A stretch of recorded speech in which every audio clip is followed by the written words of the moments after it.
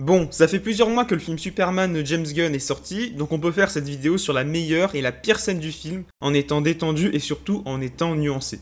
Mais avant de commencer, on va rapidement mettre les choses au clair pour ceux qui ont envie de juger avant même d'écouter ce que je vais dire. J'ai apprécié le film, voilà, c'était ok, il faisait le taf, pourtant je suis pas le plus grand fan de James Gunn. Et d'un autre côté, j'ai adoré Watchmen de Zack Snyder, c'est un de mes films de super-héros préférés. Pourtant, je préfère Superman 2025 à Man of Steel. Je reste objectif et nuancé et ça reste que mon avis. Voilà, maintenant que la mise au point est faite et que je suis ni un pro Snyder ni un pro James Gunn, on peut commencer tranquillement à parler du film.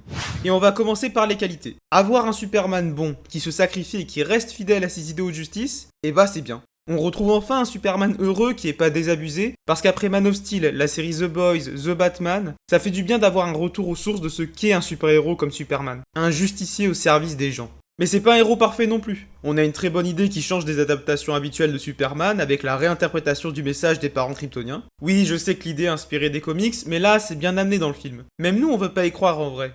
Et Superman, il se met à douter, son monde s'écroule, mais il tient bon. Il ne laisse pas son héritage lui modeler. Et ça, c'est vraiment l'un des plus beaux messages du film. En tout cas, c'est celui qui m'a le plus touché. Ça a fait écho en moi. On n'est pas défini par les attentes de nos parents, on est défini par nos choix, nos actions.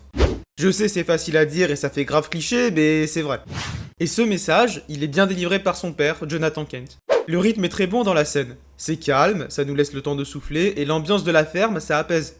Je regrette juste que ce soit quasiment leur seule vraie interaction dans le film, et surtout que sa mère Martha n'a pas vraiment eu voix au chapitre.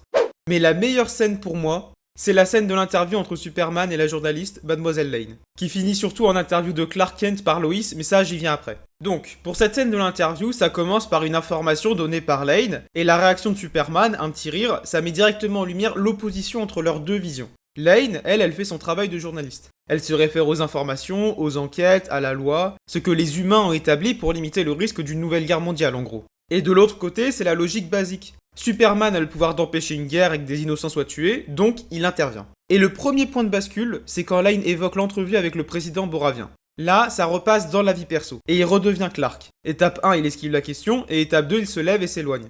Lane arrive tant bien que mal à lui tirer les verres du nez jusqu'à cette phrase terrifiante. Que lui avez-vous dit? Je lui ai expliqué que s'il s'en prenait encore au Jaranpur, alors il aurait personnellement affaire à moi. Qu'est-ce que ça veut dire?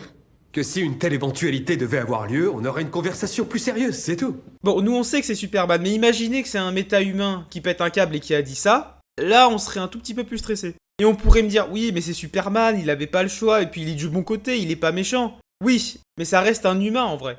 La peur de le voir péter un câble et de rien pouvoir faire, elle est compréhensible. Donc l'interview se poursuit et Clark s'emporte. Ça rebascule du côté vie privée et on voit parfaitement la différence entre Lois et Clark. Lois, en vrai, elle pose des questions qu'il faut poser, même celles qui fâchent. Elle fait la part des choses, là où Superman, c'est Clark en fait. Il n'y a pas de différence. C'est la justice avant tout. On protège ceux qui ne peuvent pas se protéger eux-mêmes. Je m'interroge. Oui. Si j'étais dans la même situation, je me poserais des questions et j'aurais pris un peu de recul afin d'envisager les conséquences. Mais t'oublies que des gens allaient mourir! Ça, là, c'était le point de rupture. C'est pour ça qu'elle change de sujet. Mais Clark, il reste toujours dans l'émotion, il fait de son mieux et ça lui fait mal de voir que tout le monde n'est pas d'accord avec lui. Et j'aimerais qu'on s'attarde sur la fin d'interview qui met en lumière une bonne qualité de la scène. Ils sont chez eux, en tenue civile si on peut dire. L'interview elle allait forcément déraper et ils allaient parler de leur vie privée. Quand on regarde celle de la série Superman et Lois, ou même celle du film de 78, Superman est au moins en costume et c'est un peu plus professionnel. Après, elles sont moins profondes et on ne développe pas trop les questions morales. Et ça change beaucoup de la scène de Man of Steel, qui manque un peu d'âme, j'ai envie de dire. C'est vraiment là pour mettre en valeur les pouvoirs de Superman et rien d'autre. C'est pour ça que je préfère celle de James Gunn.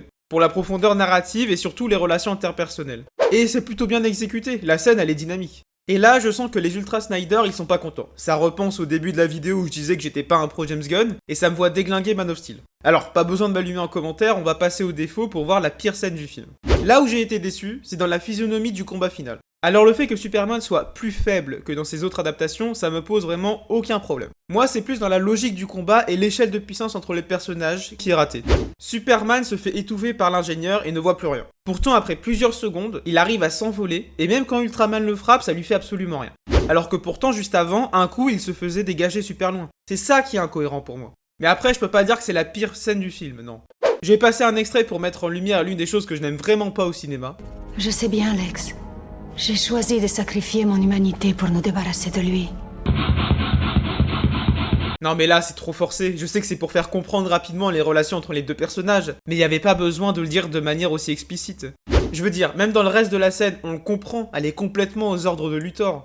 Et cette ligne de dialogue, ça me permet de parler d'une technique narrative très connue, show, don't tell. En gros, plutôt que de faire une scène d'exposition interminable et de tout expliquer à travers des dialogues, il faut que le spectateur puisse vivre l'histoire et déduire les informations importantes à travers les actions et grâce à la mise en scène. Et la scène d'intro du film, c'est l'exact opposé. Alors, commencer son film par du texte, ça peut être bien. Le texte au début de chaque Star Wars, c'est iconique. Et dans Alien, on n'a que des informations factuelles où on doit en déduire ce qui est implicite.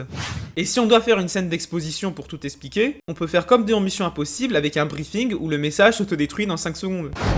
Donc, quand on commence le film, et qu'on a de pauvres lignes de texte qui donnent des informations, dont certaines qui ne sont même pas utiles, et qu'il n'y a aucun effort de mise en scène, pour moi, c'est pas acceptable.